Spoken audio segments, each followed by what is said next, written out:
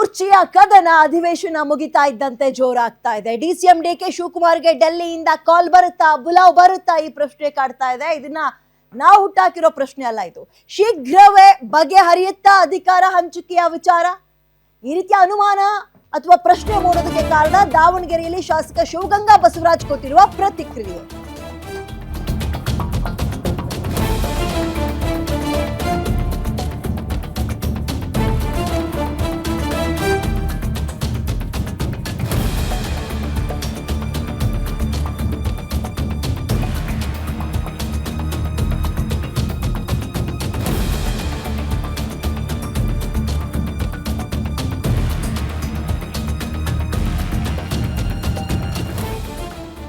ಶೀಘ್ರವೇ ಈ ಅಧಿಕಾರ ಹಂಚಿಕೆಯ ವಿಚಾರ ಬಗೆಹರಿಯುತ್ತಾ? ದಾವಣಗೆರೆಯಲ್ಲಿ ಎಂಎಲ್ಎ ಶಿವಗಂಗಾ ಬಸವರಾಜ್ ಒಂದು ಪ್ರತಿಕ್ರಿಯೆ ಕೊಟ್ಟಿದ್ದಾರೆ. ಅದು ಡಿಕೆ ಶಿವಕುಮಾರನ್ನ ಡೆಲ್ಲಿಗೆ ಕರೆಸಿಕೊಳ್ಳುವ ಸಾಧ್ಯತೆ ಇದೆ ಹೈಕಮಾಂಡ್ ಅಂತ.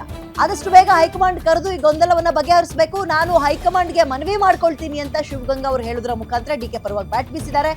ಡಿಕೆ ಶಿವಕುಮಾರ್ ಸಿಎಂ ಆಗ್ಲಿ ಅನ್ನೋ ಆಸೆ ನನಗೂ ಇದೆ. ಸಿದ್ದರಾಮಯ್ಯ ಅವರು ಮುಂದುವರೆದ್ರೆ ಅವ್ರಿಗೂ ಶುಭ ಕೋರ್ತೀನಿ. ಎಲ್ಲಾ ಗೊಂದಲ ಬಗೆಹರಿಸಬೇಕು ಅಂತ ಹೈಕಮಾಂಡ್ಗೆ ಶಿವಗಂಗಾ ಒತ್ತಾಯವನ್ನ ಮಾಡಿದ್ದಾರೆ. ಸೊ ಇನ್ನು ಮುಂದಕ್ಕೆ ಶುರುವಾಗುತ್ತೆ ನೋಡಿ, ಗುಡುಗು ಮಿಂಚು ಮಳೆ ಎಲ್ಲ ಅಬ್ಬರ ಇನ್ನು ಮುಂದಕ್ಕೆ ಶುರುವಾಗುತ್ತೆ. ಎಲ್ಲ ಮುಗಿತಲ್ಲ, ಅಡೆತಡೆಗಳು, ಅಧಿವೇಶನ, ಎಲೆಕ್ಷನ್ನು. ಕರೆದಿಲ್ಲ, ಮುಖ್ಯಮಂತ್ರಿ ಉಪಮುಖ್ಯಮಂತ್ರಿಗಳು ಕರೀತಾರೆ ಅಂತ ಹೇಳಿದ್ರು. ಸೆಕೆಂಡ್ಗೆ ಅಂತ ಹೇಳಿದ್ರು. ಸದನ ಮುಂದುವರೆದ್ರಿಂದ ಮತ್ತೊಮ್ಮೆ ಡೇಟ್ ಕರಿಬೋದು ಅನ್ನೋದು ಕಾಯ್ತಾ ಇದೆ.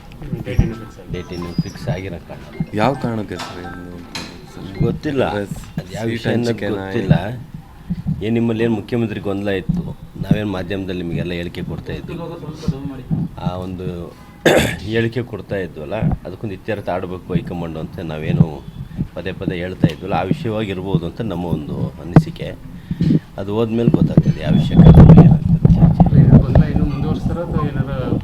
ನಾನು ಹೇಳಿದ್ದೀನಿ, ಅದು ಗೊಂದಲ ಮುಂದುವರ್ಸೋದು ಅವಶ್ಯಕತೆ ಇಲ್ಲ. ಎನಿವನ್ ಈಗ ಇವ್ರನ್ನ ಮಾಡ್ತಿರೋ ಡಿ ಕೆ ಶಿವಕುಮಾರ್ ಅವ್ರು ಮಾಡೋದಂದ್ರು ಮಾಡಿ, ಇಲ್ಲ ಅವ್ರನ್ನೇ ಮುಂದುವರಿಸಿ ಅಥವಾ ಹೊಸಬ್ರನ್ನ ಏನಾದ್ರು ಕರ್ಕೊಂಬಂದು ಮಾಡ್ತಿರೋ ಮಾಡಿ, ಒಟ್ಟೊಂದು ಒಂದಕ್ಕೆ ಇತ್ಯರ್ಥ ಹೈಕಮಾಂಡ್ ಆಡಲೇಬೇಕು. ಇಲ್ಲಾಂದ್ರೆ ಏನಾಗ್ತದೆ, ಮಾಧ್ಯಮ ಮುಂದೆ ನಮ್ಮ ಪಾರ್ಟಿದು ನಾವೇ ಚರ್ಚೆ ಮಾಡಿದ್ರೆ ಅದೊಂಥರ ಚೆನ್ನಾಗಿ ಕಾಣಲ್ಲ. ಯಾಕೆಂದರೆ ಉತ್ತಮ ಸರ್ಕಾರ ಹೋಗ್ತಾ ಇದೆ, ಉತ್ತಮವಾದ 5 ಗ್ಯಾರಂಟಿ ಕೊಟ್ಟಿದ್ದೀವಿ, ಜೊತೆಗೆ 140 ಶಾಸಕರು ಬಂದಿದ್ದಾರೆ, ಮತ್ತೊಮ್ಮೆ ಸರ್ಕಾರ ಬರೋ ಒಂದು ದೃಷ್ಟಿ ಕಾಣ್ತಾ ಇದೆ.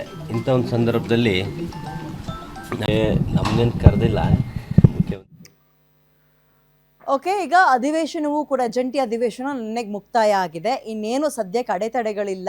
ಸೊ ಅಂದುಕೊಂಡಿದ್ದಾಗಬೇಕು ಅಂದರೆ ಡಿ ಕೆ ಶಿವಕುಮಾರ್ ಅವರ ಪ್ರಯತ್ನ ಮುಂದುವರಿತಾ ಇದೆ. ಹಂಗೆ ನೋಡಿದ್ರೆ ಕನಕೋತ್ಸವ ಕೂಡ ನೆರವೇರಿಸಿದ್ರು ಕನಕಪುರದಲ್ಲಿ. ಅಲ್ಲೂ ಕೂಡ ತನ್ನ ಪರ ಬೆಂಬಲಿಗರನ್ನ ಅಥವಾ ತನ್ನ ಪರವಾಗಿರುವ MLAಗಳನ್ನ ಕರೆಸೋದರ ಮುಖಾಂತರ ಅದೊಂದು ರೀತಿಯ ಬಲ ಪ್ರದರ್ಶನ ಅಥವಾ ಶಕ್ತಿ ಪ್ರದರ್ಶನ ಅದನ್ನು ಕೂಡ ಮಾಡ್ತಾ ಇದ್ದಾರೆ. ಇನ್ನೇನಿದ್ರು ಹೈಕಮಾಂಡ್ ಕರೆದು ಇದ್ರ ಬಗ್ಗೆ ಚರ್ಚೆ ಮಾಡಬೇಕು, ಅದೇ ಬಾಕಿ ಇರೋದು. ಡಿಸಿಷನ್ ಏನು ತಗೊಳ್ತಾರೋ ಗೊತ್ತಿಲ್ಲ, ಯಾಕಂದರೆ ಡಿಸಿಷನ್ ಮೇಕರ್ಗಳು ಅವರೇ ಇದ್ದಾರೆ. ಬಟ್ ಅಟ್ಲೀಸ್ಟ್ ಚರ್ಚೆಯಾದರೂ ಆರಂಭ ಆಗಬೇಕಲ್ವಾ? ಇಲ್ಲಿ ತನಕ ಆರಂಭದಲ್ಲಿ ಚಳಿಗಾಲದ ಅಧಿವೇಶನ ಅಂದರು, ಅದಾದಮೇಲೆ ಎಲೆಕ್ಷನ್ ಬಂತು, ಮತ್ತೆ ಜಂಟಿ ಅಧಿವೇಶನ ಶುರುವಾಯಿತು, ಈಗ ಅದು ಕೂಡ ಮುಕ್ತಾಯ ಆಗಿದೆ. ಸೊ ಬಜೆಟ್ ಯಾರ ನೇತೃತ್ವದಲ್ಲಿ, ಸಿದ್ದರಾಮಯ್ಯ ಅವರ ನೇತೃತ್ವದಲ್ಲೇ ಆಗುತ್ತಾ? ಸಚಿವ ಸಂಪುಟ ಪುನರ್ರಚನೆ ಅದರ ನಡುವೆ ಏನಾದರೂ ಆಗುತ್ತಾ ಅಥವಾ ಇಲ್ವಾ? ಇದೆಲ್ಲದಕ್ಕಿಂತ ಬಹಳ ಪ್ರಮುಖವಾಗಿ CM ಕುರ್ಚಿ ಬದಲಾಗುತ್ತಾ ಅನ್ನುವಂಥದ್ದೇ ಪ್ರಶ್ನೆ. ಮತ್ತಷ್ಟು ಮಾಹಿತಿಯನ್ನ ಮತ್ತು ವಿಶ್ಲೇಷಣೆಯನ್ನು ನನ್ನ ಕಲೀಗ ಮಾರುತಿ ನೀಡ್ತಾರೆ. ಮಾರುತಿ, ಈಗ ಇದ್ದಂತಹ ಅಡೆತಡೆಗಳೆಲ್ಲವೂ ಸದ್ಯಕ್ಕೆ ಮಾಯವಾಗಿದೆ. ಡಿ ಕೆ ಶಿವಕುಮಾರ್ ಅವರು ತಮ್ಮ ಕುರ್ಚಿಯನ್ನ ತೆಗೆದುಕೊಳ್ಳುವ ಪ್ರಯತ್ನವನ್ನ ಹೇಗೆ ಮುಂದುವರಿಸಬಹುದು ಅಂಡ್ ಶಿವಗಂಗಾ ಅವರ ಸ್ಟೇಟ್ಮೆಂಟ್ ಅನ್ನ ಹೇಗೆ ಕನ್ಸಿಡರ್ ಮಾಡ್ಬೋದು ನಾವೀಗ? ವಿದ್ಯಾ, ಹಲವು ಬಾರಿ ರಾಜ್ಯದಲ್ಲಿ ಸರ್ಕಾರದ ನಾಯಕತ್ವ ವಿಚಾರ ಚರ್ಚೆಗೆ ಬಂದಾಗ ಮೊದಲನೇದಾಗಿ ಹೇಳಿಕೆ ಕೊಟ್ಟಿದ್ದೆ ಶಿವಗಂಗಾ ಬಸವರಾಜ್, ಇಕ್ಬಾಲ್ ಹುಸೇನ್ ಸೇರಿದಂತೆ ಡಿ ಕೆ ಶಿವಕುಮಾರ್ ಅವರ ಅತ್ಯಾಪ್ತ ಬಣದಲ್ಲಿ ಗುರುತಿಸಿಕೊಂಡಿರುವಂತಹ ಒಂದು ಶಾಸಕರು. ನವೆಂಬರ್ ತಿಂಗಳಿಂದಲೂ ಕೂಡ ಈ ಹೇಳಿಕೆಗಳು ಹೆಚ್ಚು ಕೊಡ್ತಲೇ ಬಂದರು. ಆದರೆ ಕಾಂಗ್ರೆಸ್ ಹೈಕಮಾಂಡ್ ಒಂದು ಸ್ಪಷ್ಟ ನಿರ್ಧಾರಕ್ಕೆ ಬರೋದರಲ್ಲಿ ಆಗಲಿಲ್ಲ. ಹೀಗಾಗಿ ಒಂದು ಕಡೆ ಸಿದ್ದರಾಮಯ್ಯರನ್ನು ಕೂಡ ಅಷ್ಟು ಸುಲಭವಾಗಿ ಕೆಳಗಿಳಿಸೋದಕ್ಕೆ ಕಾಂಗ್ರೆಸ್ ಹೈಕಮಾಂಡ್ ಮನಸ್ಸು ಮಾಡಲಿಲ್ಲ. ಮತ್ತೊಂದು ಕಡೆ ಡಿ ಕೆ ಶಿವಕುಮಾರ್ ಅವರು ಕೂಡ ನಿಮ್ಗೆ ಅವಕಾಶ ಈ ಅವಧಿಯಲ್ಲಿ ಕೊಡೋದೇ ಇಲ್ಲ ಅನ್ನುವಂಥ ಒಂದು ಹೇಳಿಕೆಯನ್ನು ಕೂಡ ಸ್ಪಷ್ಟವಾಗಿ ಕಾಂಗ್ರೆಸ್ ಹೈಕಮಾಂಡ್ ಇರಲಿಲ್ಲ. ಆದರೆ ಈಗ ಡಿ ಕೆ ಶಿವಕುಮಾರ್ ಅವರ ಬಣದಲ್ಲಿ ಚರ್ಚೆ ಆಗ್ತಿರೋದೇನಂತ ಹೇಳಿದ್ರೆ ಕಳೆದ ಒಂದು ವಾರದಿಂದಲೂ ಕೂಡ ಬೆಂಗಳೂರಲ್ಲೇ ಇದ್ದಂತಹ ಹಲವು ಶಾಸಕರು ಮಾತಾಡ್ತಿದ್ದು ಕೂಡ ವಿಧಾನಸಭೆಯ ಹೊರಗಡೆ ಆಗಿರ್ಬೋದು ಒಳಗಡೆ ಆಗಿರ್ಬೋದು ವಿಧಾನಸೌಧದಲ್ಲಿ ಹೆಚ್ಚು ಚರ್ಚೆ ಆಗ್ತಿದ್ದು ಈ ಬಡ್ಜೆಟ್ ಆದ ಬಳಿಕ ಯಾವುದೇ ಕ್ಷಣದಲ್ಲಿ ಬೇಕಿದ್ರೂ ರಾಜ್ಯದ ನಾಯಕತ್ವ ವಿಚಾರಕ್ಕೆ ಸಂಬಂಧಪಟ್ಟಂತೆ ಕಾಂಗ್ರೆಸ್ ಹೈಕಮಾಂಡ್ ಒಂದು ಸ್ಪಷ್ಟವಾದಂಥ ಒಂದು ನಿರ್ಧಾರವನ್ನು ತೆಗೆದುಕೊಳ್ಳುತ್ತೆ ಅಂತ. ಸಹಜವಾಗಿ ನಿನ್ನೆ ರಾಜ್ಯಪಾಲರ ಭಾಷಣದ ಮೇಲಿನ 1ನೇ ಅಧಿವೇಶನ ಕಂಪ್ಲೀಟ್ ಆಗಿದೆ. ಇವತ್ತಿಂದ ಮುಖ್ಯಮಂತ್ರಿ ಸಿದ್ದರಾಮಯ್ಯ ಅವರು ಬಡ್ಜೆಟ್ ಪೂರ್ವಭಾವಿ ಸಭೆಗಳನ್ನು ಮಾಡ್ತಾ ಇದ್ದಾರೆ. ಈ ನಡುವೆ ಸಿದ್ದರಾಮಯ್ಯವ್ರಿಗೂ ಒಂದು ಆತಂಕ ಇದೆ. ಅದೇ ರೀತಿ ಡಿ ಕೆ ಶಿವಕುಮಾರ್ ಅವ್ರಿಗೂ ಕೂಡ ಕಾಂಗ್ರೆಸ್ ಹೈಕಮಾಂಡ್ ಬುಲಾವ್ ಕೊಡಬಹುದು ಅನ್ನುವಂಥ ಒಂದು ಆಸೆಯಲ್ಲಿದ್ದಾರೆ. ಈ ಹಿಂದೆ ಮಲ್ಲಿಕಾರ್ಜುನ ಖರ್ಗೆ ಅವರೇ ಹೇಳಿದರು, ಫೆಬ್ರವರಿ ಬಳಿಕ ಇಬ್ಬರನ್ನು ಕೂಡ ಕರೆದು ಮಾತುಕತೆಯನ್ನು ಆಡ್ತೀವಿ ದೆಹಲಿಯ ಮಟ್ಟದಲ್ಲಿ ಅಂತ.